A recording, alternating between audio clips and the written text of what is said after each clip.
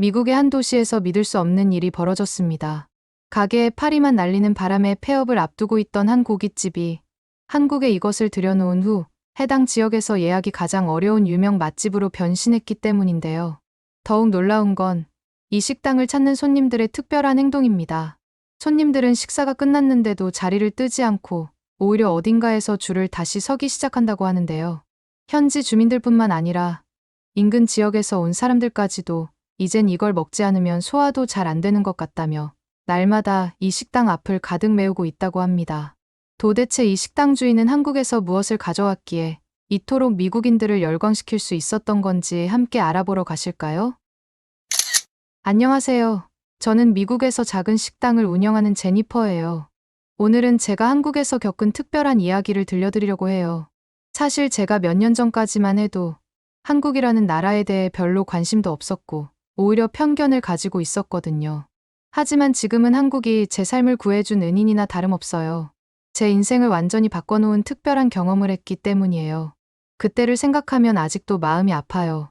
매일 아침 텅 빈 가게 문을 열면서 무력감에 시달렸거든요. 테이블마다 쌓이는 먼지를 닦으면서 이렇게 장사를 계속해도 될지 끝없는 고민에 빠졌었어요. 밤마다 장부를 보면서 적자 숫자를 보고 있으면 눈물이 나올 것 같았죠. 특히 저는 혼자서 모든 걸 해내야 했기 때문에 더 힘들었어요. 주방에서 요리하는 것부터 서빙, 장보기, 청소까지 전부 제가 해야 했거든요.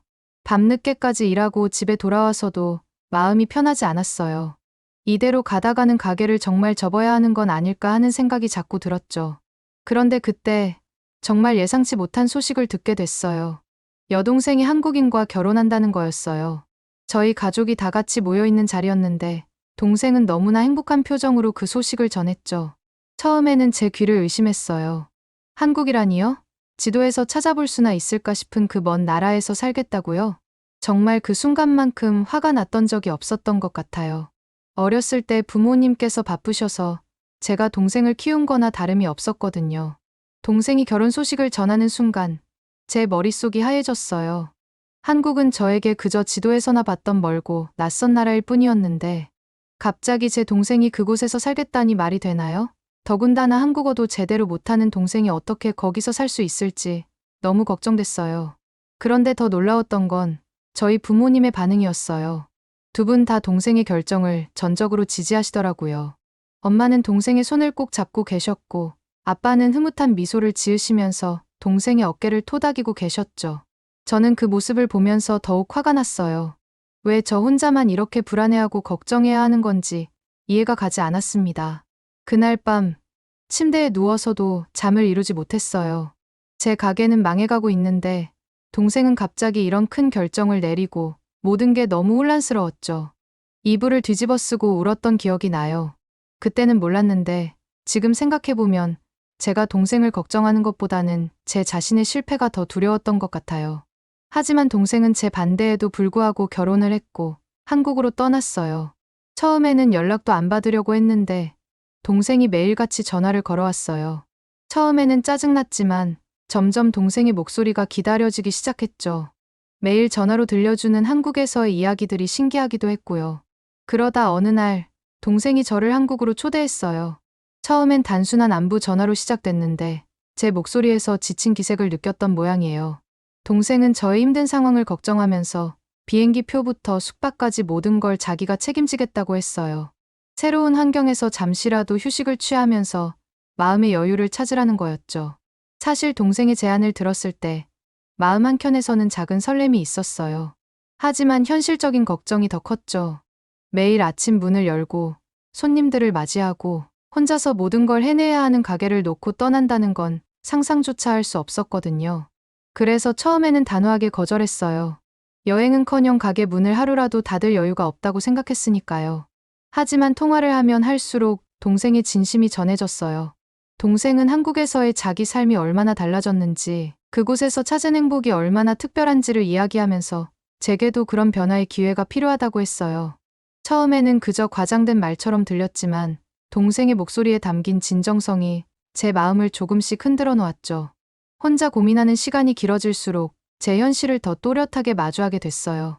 매일 같은 자리에서 같은 일을 반복하면서 제 삶은 점점 더 좁아지고 있었거든요. 더 이상 가게에서 혼자 괴로워하고 싶지 않았어요. 어차피 이대로는 아무것도 변하지 않을 것 같았죠. 결국 며칠 후 동생에게 다시 전화를 걸었어요. 짧게 다녀오겠다고, 너무 기대하지는 말라고 했죠. 그때는 몰랐어요. 이 결정이 제 인생에 어떤 변화를 가져올지는요. 그저 잠시 도망치듯 떠나는 여행이라고만 생각했으니까요.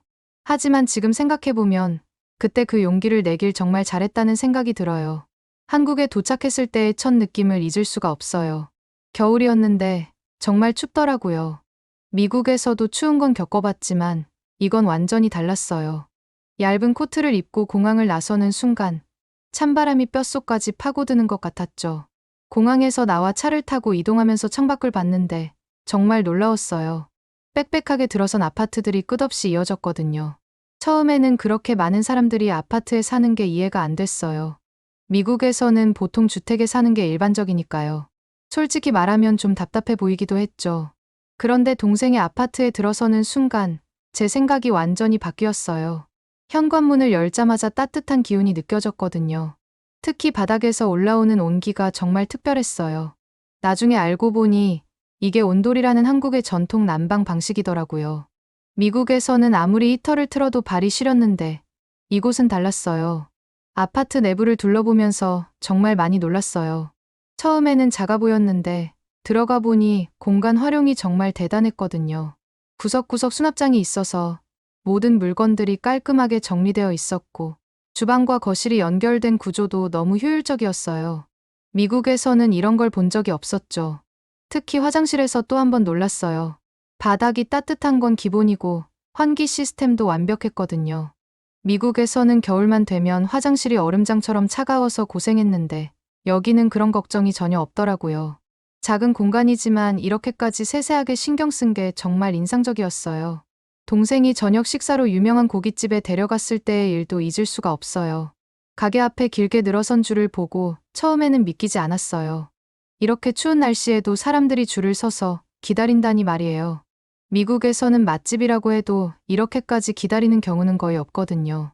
손님들이 추위에 몸을 움츠리면서도 즐거운 표정으로 대화를 나누는 모습이 인상적이었어요.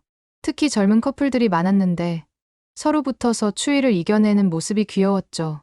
기다리는 동안 주변 손님들과 이야기를 나누며 이 집이 얼마나 유명한지 들을 수 있었어요.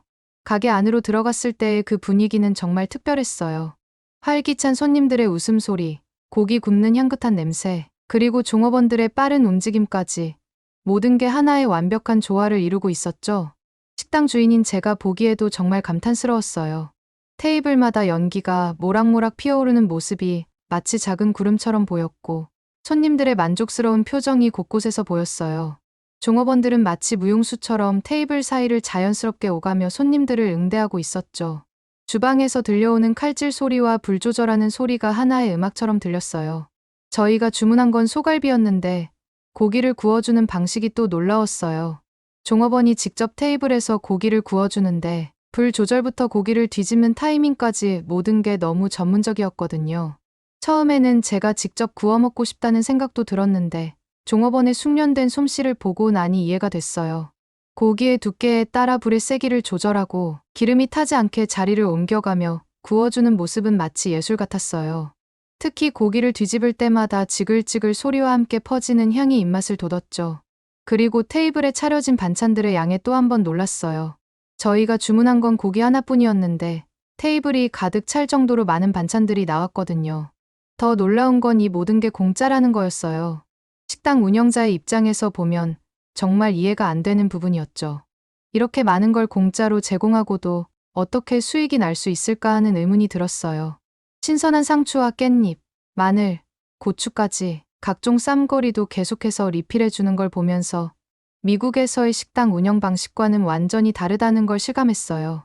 김치부터 시작해서 숙주나물, 파절이, 콩나물 무침 등 정성스레 준비된 반찬들을 보며 주방장의 손길이 얼마나 많이 갔을지 생각하게 됐죠. 이런 경험은 미국에서는 상상도 할 수 없는 거였어요. 손님들을 위해 이렇게까지 신경 쓰는 모습을 보면서 제가 운영하던 식당의 서비스에 대해 다시 한번 생각해보게 됐죠. 특히 종업원들이 수시로 테이블을 확인하며 필요한 것이 없는지 살피고 숯불이 약해지면 바로 교체해주는 섬세함은 정말 인상적이었어요. 게다가 고기를 먹기 좋게 잘라주고 쌈을 싸먹는 방법까지 친절하게 설명해주는 모습을 보며 진정한 서비스의 의미를 깨달았답니다. 가게를 나오면서 문득 눈에 띈 작은 커피 자판기가 제 발걸음을 멈추게 했어요. 처음에는 그냥 지나치려고 했는데 동생이 제 팔을 살짝 잡더라고요. 호기심에 저건 뭐야? 왜 고깃집 앞에 커피 자판기가 있어? 라고 물어봤죠. 동생은 웃으면서 이게 한국에서 흔히 볼 수 있는 믹스커피 자판기라고 설명해주기 시작했어요. 특히나 고기를 실컷 먹고 난 후에 입가심용으로 즐겨 마시는 음료라고 하더라고요. 율무차도 있다면서 이런 서비스가 한국에서는 흔하다고 말해주었죠. 입가심용 커피, 고깃집에서 이런 걸 제공한다고? 하면서 저는 놀라지 않을 수 없었어요. 자판기 앞에 서서 보니 깔끔하게 정돈된 이쑤시개 통과 함께 있는 모습이 왠지 정겹게 느껴졌어요. 가격표를 보고 또 한 번 놀랐죠. 고작 100원이라니. 미국에서는 자판기 커피도 최소 1달러는 넘는데 말이에요. 호기심에 버튼을 눌러봤는데 아무런 반응이 없어서 당황스러웠어요. 이거 고장난 거 아니야? 라고 말했더니 동생은 제 어리둥절한 표정을 보더니 웃으면서 언니, 100원을 넣어야 작동해. 라고 알려주었죠. 그러더니 고깃집 안으로 들어가서 100원을 가져왔어요. 100원. 이 커피가 정말 100원밖에 안 한다고? 심지어 가게 안에서 100원을 주는 거면 뭐하러 돈을 받는 거야? 하면서 저는 또 한 번 충격에 빠졌어요. 동생은 물론 다른 고깃집에서 이 커피를 공짜로 제공하는 곳도 많아. 하지만 이렇게 100원을 받는 곳도 꽤 많이 있어. 공짜로 주는 것이 손님들에게 더 좋은 거 아니냐고 할 수 있는데 100원 정도만 돼도 사람들이 느끼는 가치는 천차만별이거든 라고 설명해 주었어요. 더 놀라운 건 이어진 설명이었죠. 100원을 받는 이유는 단순히 돈 때문만은 아니야. 소액이라도 내면 사람들이 이 커피 자판기를 더 소중히 여기게 되거든. 동생의 말을 들으니 정말 한국 사람들은 약간의 센스를 발휘해서 자판기를 편하게 관리할 수 있구나라는 생각이 절로 들더군요. 그렇게 동생은 가게 안에서 가져온 동전을 자판기에 넣자 자판기가 윙윙거리는 소리를 내며 작동하기 시작했어요. 하얀 종이컵이 떨어지고 갈색 액체가 천천히 흘러내리는 걸 지켜보았죠. 처음에는 컵의 반도 차지하는 양을 보고 실망했어요. 이래서 100원인 거 아냐? 양이 이렇게 조금 나오다니. 라고 투덜거렸더니 동생이 웃으면서 믹스커피는 원래 이렇게 나오는 게 딱 좋아. 종이컵 한가득 물을 넣으면 맛이 싱거워져서 제대로 된 맛을 느낄 수 없거든. 라고 설명해 주었어요. 첫 모금을 마시는 순간 제 생각은 완전히 바뀌었어요. 진한 커피 향과 달콤한 맛이 입안 가득 퍼졌는데 이건 정말 특별했어요. 생각보다 괜찮네. 라고 말하지 않을 수 없었죠. 미국의 어떤 커피와도 비교할 수 없는 독특한 맛이었어요. 보통 블랙커피만 마시다가 이런 달콤하고 진한 맛을 접하니 새로운 경험이었죠. 이 작은 자판기를 통해 한국의 세심한 배려 문화를 새롭게 발견하게 된 것 같아요. 고깃집에서 이런 디테일까지 신경 쓰다니 고객들이 정말 만족할 수밖에 없겠어라는 생각이 절로 들더라고요. 문득 내 식당에서도 이런 작은 디테일을 추가하면 손님들이 더 만족하지 않을까 하는 생각도 들었어요. 특히 인상 깊었던 건 이런 작은 서비스가 고객을 배려하는 마음에서 비롯됐다는 거예요. 작은 것 하나에도 이렇게 많은 의미와 배려가 담겨 있다니 내가 너무 단순하게만 생각했었나 봐라고 반성하게 됐어요. 미국에서는 보통 이런 세세한 부분까지 신경 쓰는 경우가 드문데 이런 문화적 차이를 발견하니 새삼 놀랍다는 생각이 들더군요. 그날 저녁 동생 부부와 함께 식사를 하면서 정말 놀라운 사실을 알게 됐어요. 현중 씨가 한국에서 꽤 유명한 요식업계 사업가라는 거였죠. 처음에는 그저 평범한 대화로 시작됐는데 동생이 우연히 현중 씨의 사업 이야기를 꺼냈어요. 그 순간 저는 숟가락을 든 채로 그대로 멈춰버렸죠. 그동안 제가 얼마나 편협한 시각으로 동생의 결혼을 바라봤는지 새삼 부끄러워졌어요. 동생이 저를 한국으로 초대한 이유도 현중 씨를 만나게 해주고 싶었기 때문이라는 걸 그제서야 알았죠. 식사 자리에서 현중 씨의 이야기를 더 들을수록 제 마음은 복잡해졌어요. 한편으로는 너무나 자랑스러웠고 다른 한편으로는 미안한 마음이 가득했죠. 그동안 동생의 결혼 생활을 걱정하고 의심했던 제 모습이 떠올라 얼굴이 화끈거렸어요. 현중 씨는 무려 서울에서 5개의 레스토랑을 운영하고 있었고 각각의 가게가 모두 성공적이라고 하더라고요. 용기를 내서 현중 씨에게 제 가게 운영에 대한 조언을 구했어요. 솔직히 말하면 처음에는 망설였어요. 제 무능함이 너무 적나라하게 드러날까봐 두려웠거든요. 하지만 가게 상황이 너무 좋지 않았고 이대로 가다가는 정말 문을 닫아야 할지도 모른다는 절박함이 밀려왔어요. 그래서 결국 부끄러움을 무릅쓰고 조언을 구했죠. 현중 씨는 제 부탁을 너무나 흔쾌히 받아들여줬어요. 하지만 솔직히 말하면 그때는 그의 진심을 완전히 믿지 못했죠. 이렇게 쉽게 도와주겠다고 하는 게 뭔가 다른 속셈이 있는 건 아닐까 하는 의심도 들었거든요. 지금 생각하면 정말 부끄럽지만 그때는 그런 생각이 들 수밖에 없었어요. 현중 씨의 이야기를 들으면서 제가 그동안 얼마나 기본적인 것들을 놓치고 있었는지 깨달았어요. 고객 경험이라는 건 생각도 못했고 메뉴 구성도 체계가 없었죠.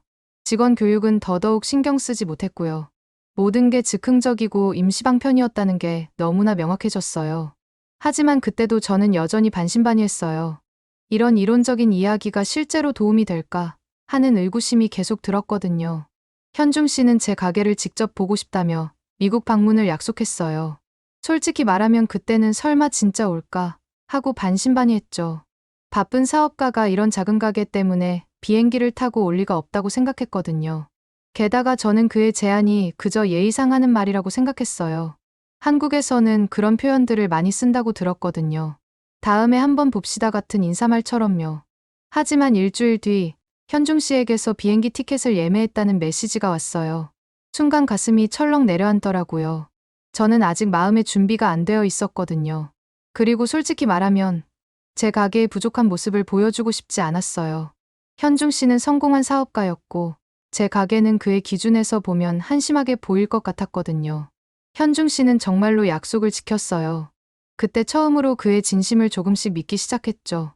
공항에 마중 나갔을 때 그가 피곤한 기색도 없이 환하게 웃으며 저를 반겨주는 모습에 괜히 마음이 찡해졌어요. 하지만 그때까지도 제 마음 한구석에는 여전히 의심이 남아 있었어요. 왜 이렇게까지 해주는 걸까? 뭔가 다른 속셈이 있는 건 아닐까 하는 생각이 들었어요. 약속대로 현중 씨가 미국에 와서 제 가게를 둘러보기 시작했을 때 끊임없는 지적에 처음에는 못마땅했어요. 입구가 눈에 잘 안 띈다는 것부터 시작해서 테이블 배치가 손님들에게 불편할 수 있다는 것까지 그가 발걸음을 옮길 때마다 새로운 문제점을 지적하더라고요. 현중 씨가 이 조명은 너무 어둡네요 라고 말했을 때는 속으로 도대체 뭘 안다고 이러나 하는 생각이 들었어요. 심지어 주방을 보더니 이 동선으로는 직원들이 너무 힘들겠어요 라고 말했을 때는 정말 화가 났어요. 제가 5년 동안 운영해온 가게인데 와서 하루 보고 이렇게 말하는 게 너무 거슬렸거든요. 그래서 저도 모르게 날카롭게 받아쳤어요. 미국 식당하고 한국은 달라요. 여기서는 이렇게 하는 게 더 편해요. 그때 현중 씨의 표정이 잠깐 굳어지는 걸 봤는데도 저는 계속해서 제 주장만 고집했죠. 그런데 정말 놀라웠던 건 현중 씨가 직접 고객 피드백을 받는 방식이었어요. 제가 못 믿겠다는 듯이 행동하자 현중 씨는 전혀 감정적으로 대응하지 않고 차분하게 그럼 직접 손님들의 의견을 들어보는 게 어떨까요? 라고 제안했거든요. 그리고는 자기 사비로 손님들에게 서비스 음식을 제공하면서 설문조사를 진행하겠다고 하더라고요. 저는 드디어 현중 씨의 허점을 잡을 수 있겠다는 생각이 들었어요. 저희 단골 손님들은 절대 그렇게 나쁜 평가를 하지 않을 거라고 확신했거든요. 5년 동안 한결같이 찾아주시는 분들이었으니까요. 그래서 저는 승리를 확신하면서 흔쾌히 수락했죠. 이번에야말로 현중 씨에게 제가 얼마나 열심히 가게를 운영해왔는지 보여줄 수 있을 거야 라고 생각했어요. 현중 씨는 정말 놀라운 방식으로 설문조사를 진행했어요. 손님들께 무료로 음식을 제공하면서도 솔직한 의견을 달라고 정중하게 부탁하더라고요. 좋은 점도 좋지만 개선이 필요한 점을 알려주시면 더 감사하겠습니다 라고 말하는 모습을 보면서 저는 처음으로 그가 진정한 프로페셔널이라는 걸 느꼈어요. 그리고 그 결과는 제 자신감을 완전히 무너뜨렸죠. 심지어 제가 가장 믿었던 단골 손님들조차 음식이 조금 평범해요. 서비스가 때때로 불친절해요. 분위기가 어두워서 답답해요 라고 평가하시는 걸 듣고 정말 큰 충격을 받았어요. 그제서야 현중 씨의 모든 지적이 정확했다는 걸 인정할 수밖에 없었죠. 그날 밤 저는 현중 씨에게 진심으로 사과했어요. 현중 씨, 정말 미안해요.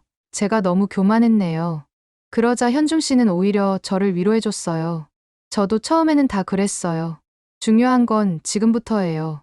그 따뜻한 말 한마디에 제 눈에서 눈물이 왈칵 쏟아졌어요. 현중 씨는 저와 함께 주변 경쟁업체들도 둘러봤어요. 처음에는 솔직히 기분이 좋지 않았죠.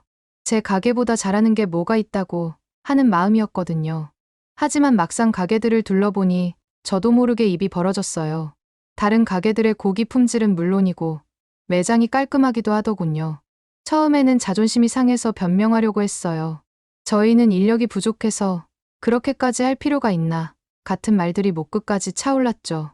하지만 이런 태도로 가게를 운영하면 발전하기는커녕 또 망할 수밖에 없을 거라는 확신이 들었죠. 그렇게 현중 씨의 조언대로 가게를 하나하나 바꿔나가기 시작했어요. 가장 먼저 메뉴부터 손봤죠.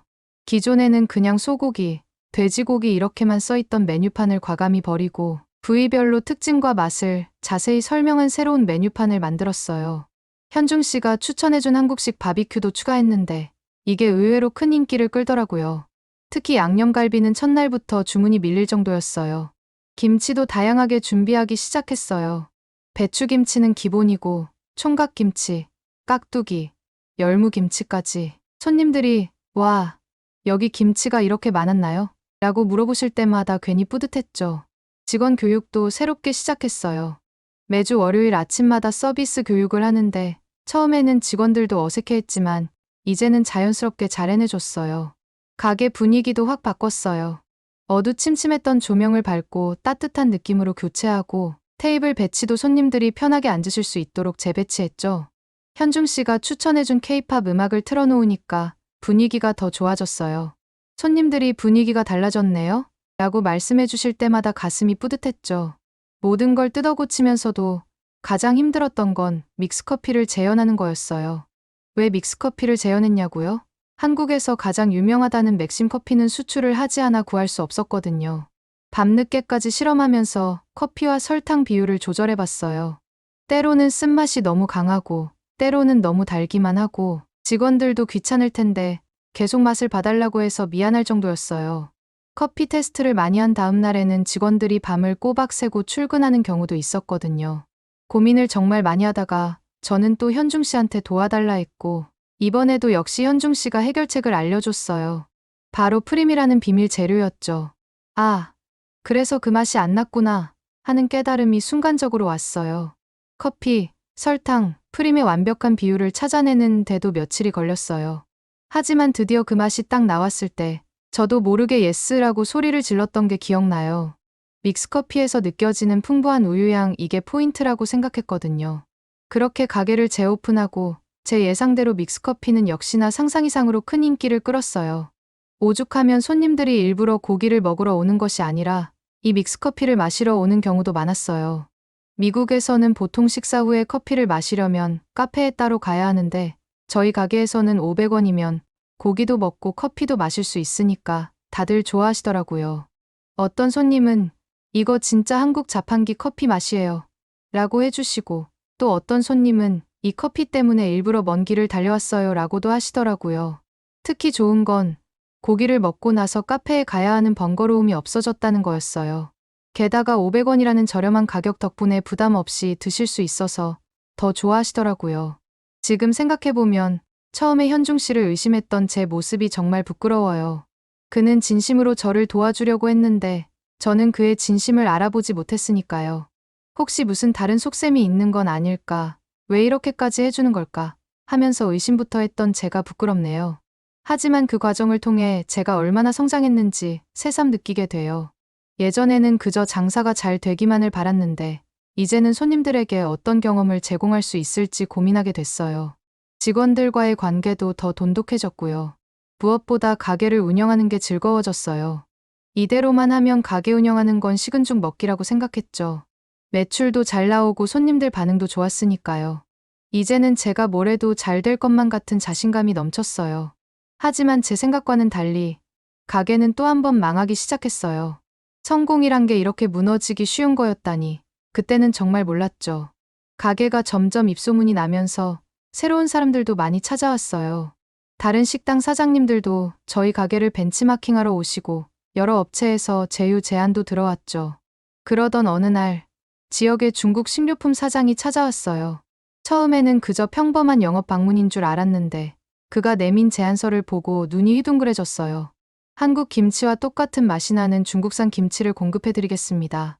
가격은 한국산의 3분의 1이에요. 그리고 여기에 한국산이라고 써 있어서 손님들은 아예 모를 거예요. 그의 말에 솔직히 가슴이 두근거렸어요. 매달 김치값으로만 수백만 원을 쓰고 있었거든요. 게다가 그는 샘플까지 가져왔는데 제가 맛봤을 땐 정말 한국 김치와 비슷하더라고요. 처음에는 정말 고민됐어요.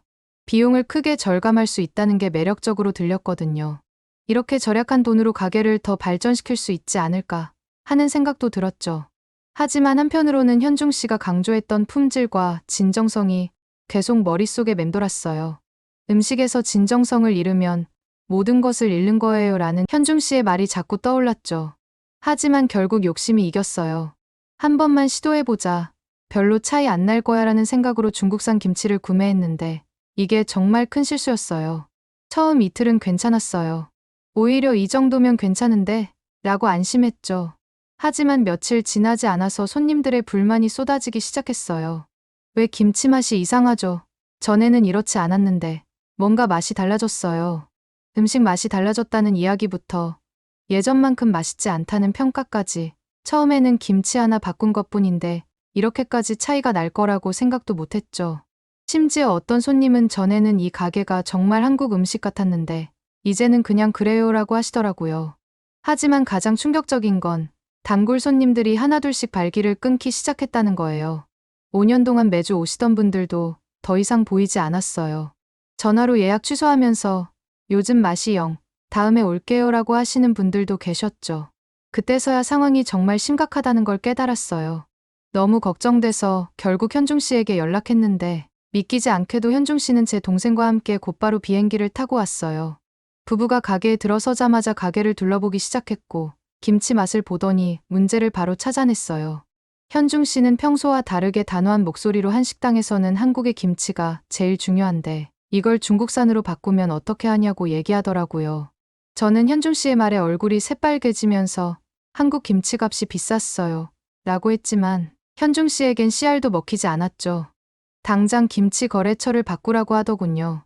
저는 현중 씨의 말대로 바로 중국 식료품 사장한테 거래를 하고 싶지 않다고 말을 했고 몇 분 지나지 않아 그 중국 식료품 사장이 가게로 들어오는 거 아니겠어요? 제가 계약을 파기하고 싶다고 연락했더니 직접 찾아온 거였죠. 그는 고압적인 태도로 계약서에 사인했잖아요. 위약금 내셔야 됩니다 라며 으름장을 놓았어요. 현중 씨는 평소와 다르게 엄격한 목소리로 그를 향해 말했어요. 사장님, 이 김치 원산지가 어디죠? 라벨에는 한국산이라고 써 있는데 성분표를 보니 중국산이라고 되어 있네요. 이거 원산지 위반 아닌가요? 중국 사장의 얼굴이 하얗게 변했어요. 현중 씨는 계속해서 날카로운 지적을 이어갔어요. 그리고 이 김치 제대로 관리하고 계신 건 맞나요? 벌써 변질 징후가 보이네요. 식약처에 신고하면 영업정지가 될 것 같은데 그래도 위약금 받고 싶으세요? 중국 사장은 더 이상 아무 말도 못하고 계약서를 찢어버리고는 도망치듯 나가버렸어요. 그제서야 현중 씨가 저를 향해 따끔한 충고를 했죠. 김치는 한국 음식의 기본이에요. 김치 하나로 모든 음식의 맛이 달라질 수 있다는 걸 잊으시면 안 돼요. 그 순간 정말 부끄러웠어요. 몇 푼 아끼겠다고 가게의 정체성을 포기할 뻔했다는 게 너무 후회됐거든요. 게다가 알고 보니 그 중국산 김치는 위생 문제도 있었대요. 현중 씨가 미리 알아보고 왔더라고요. 형수님, 이런 김치 계속 쓰셨으면 더 큰 문제가 생길 뻔했어요. 라는 말에 등에서 식은땀이 흘렀어요. 이 일을 겪고 나서 정말 많은 걸 깨달았어요. 음식은 단순히 맛있고 싸다고 해서 되는 게 아니라는 거요. 진정성과 정성이 담겨 있어야 한다는 걸 뼈저리게 느꼈죠. 특히 한국 김치는 저희 가게의 자존심이자 정체성이란 걸 다시 한번 깨달았어요. 그 후로는 어떤 유혹이 와도 절대 타협하지 않겠다고 다짐했어요. 다시 한국산 김치로 바꾸고 나서 손님들이 하나둘씩 돌아오기 시작했어요. 일부러 찾아와서 역시 이 맛이었어요 라고 말씀해 주시는 분들도 계셨죠. 그때 정말 뭉클했어요. 특히 기억에 남는 건 단골 손님 한 분이 사장님, 잠깐 맛이 이상해서 걱정했는데 이제 다시 원래 맛이네요. 역시 믿고 왔어요 라고 해주셨을 때예요. 제가 실수를 했다는 걸 인정하고 바로잡으니까 손님들도 그 진심을 알아봐 주시더라고요. 그 후 가게가 점점 바빠지면서 직원도 더 뽑아야 했어요. 현중 씨가 알려준 대로 서비스 교육도 철저하게 했죠. 손님을 맞이하는 방법부터 음식을 서빙하는 순서, 테이블 정리하는 방식까지 정말 하나하나 신경 썼어요. 처음에는 직원들도 힘들어했지만 손님들의 반응이 좋아지니까 자부심을 가지고 일하더라고요. 이제는 입소문이 나면서 주말에는 줄을 서서 기다리시는 분들도 생겼어요. 제가 가게를 운영하면서 놀라웠던 건 한국인 손님들만 오는 게 아니었다는 거예요. 오히려 다양한 국적의 손님들이 찾아왔어요. 처음 한국 음식을 접하시는 분들도 많았는데 그분들이 맛있게 드시고 다음에 또 오시겠다고 하실 때마다 정말 뿌듯했죠. 현중 씨는 여전히 제 가장 든든한 조언자예요. 이제는 1년에 2번씩 정기적으로 미국에 와서 제 가게를 점검해주고 있거든요. 처음엔 몰랐는데 이렇게 꾸준히 관리하고 발전시키는 게 정말 중요하더라고요. 매번 올 때마다 새로운 메뉴 아이디어도 주고 서비스 개선 방안도 제안해줘서 가게가 계속 발전할 수 있었답니다. 그래서 그러는데 저희 가게에 추천할 만한 한국의 서비스가 있을까요? 한국 고깃집만의 장점을 알려주시면 감사하겠습니다. 오늘의 사연은 어떠셨나요? 오늘의 사연이 마음에 드셨다면 좋아요만 한번 눌러주세요. 1초밖에 안 걸리지만 좋아요를 한번 눌러주시면 더 좋은 사연을 소개해드리는데 큰 힘이 된답니다. 긴 영상 시청해주셔서 감사합니다. 오늘도 행복한 하루 보내세요.